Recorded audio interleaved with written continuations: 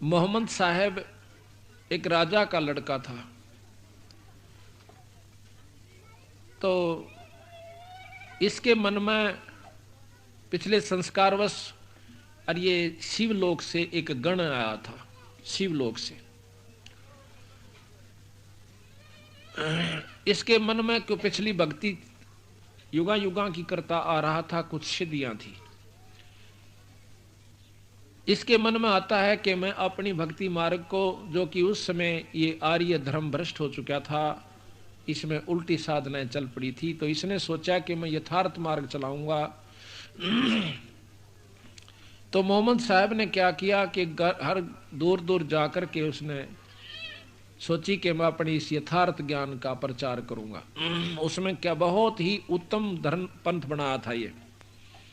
इसमें कोई मांस नहीं खाता था, बीड़ी शराब मांस तंबाकू।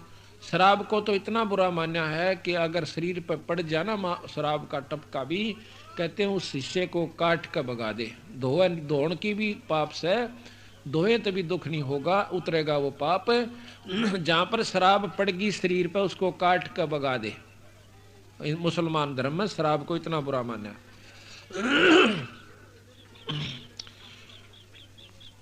तो इस प्रकार इसने जगह जगह पर जाकर के अपनी ज्ञान का प्रचार किया। बहुत से चेले अच्छा जाने लगा।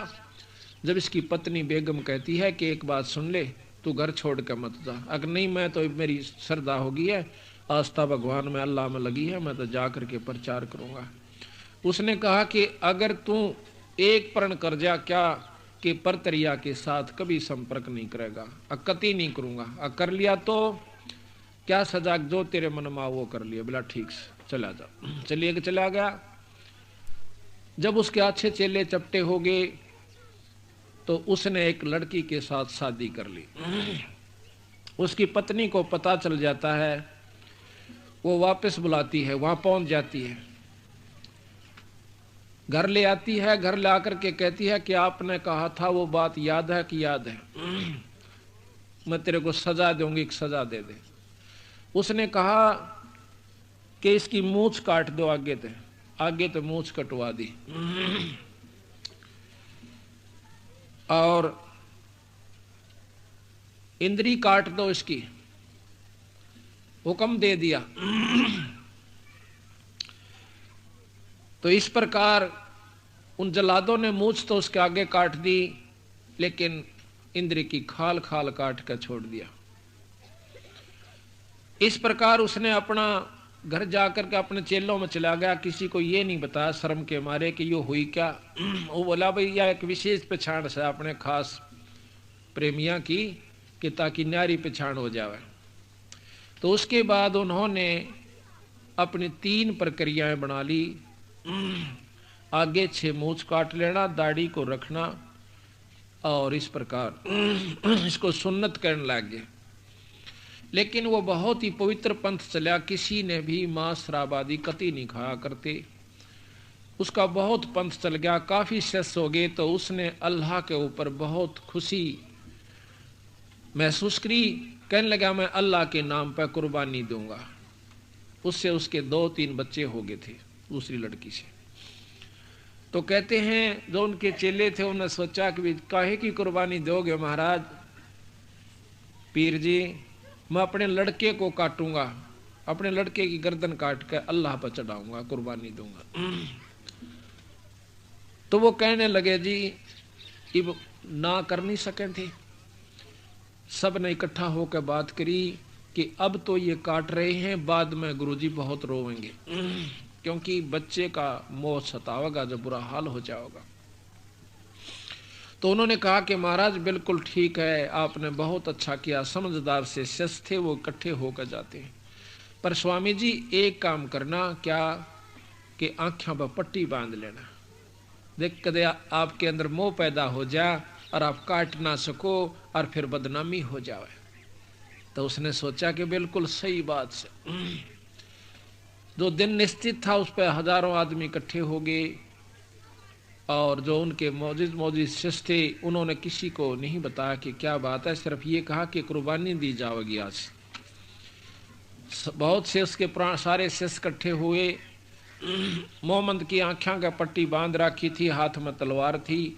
लड़के को लाकर उनकी स्कीम थी कि एकदम लड़के की गर्दन वापस कर लेंगे और बकरे की गर्दन आगे कर देना जब तलवार आवे। जब मोहम्मद ने देखा कि मुझे दिखाओ कहाँ गर्दन है, उसने लड़के की गर्दन को ऐसे करवा दिया और उसने ऐसे खूब हाथ ला के जचा के देख लिया कि यहाँ सी है, तो उसी से में लड़का हटा लिया, बकरा कर दिया उसने एकदम, वह मार दी तलवार। तलवार जोर से लाया, मारी तो थी बच्चे के हिसाब से था बकरा, अच्छी मोटी गर्दन।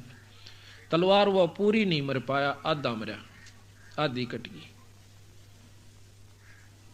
लगते ही म्यां करा, उसने सोची छोरे की नाड़ कट गई, मां को याद कर रहा है। बुरी तरह पछाड़ खा खा के गिरा। जब उसने काफी देर हो ली, जब जाकर के उन शिष्यों ने कहा कि महाराज आपका लड़का जीवित है। मेरा लड़का जीवित है? आपका लड़का जीवित है? मेरा लड़का जीवित है, मेरे पास ला दो। एकदम लड़के को सामने ला, छाती से लगा लिया, भूल गया कुर्बानी को भी, क्या थी क्या नहीं। फिर उन्होंने बचाया कि ये भूत तो नहीं है, प्रेत तो नहीं है। उन्होंने दिखा दिया कि देखो हमने ऐसे ऐसे कर दिया था कि बकरा आ गया। वो बकरा आधा पड़ा पड़ा रो रहा था।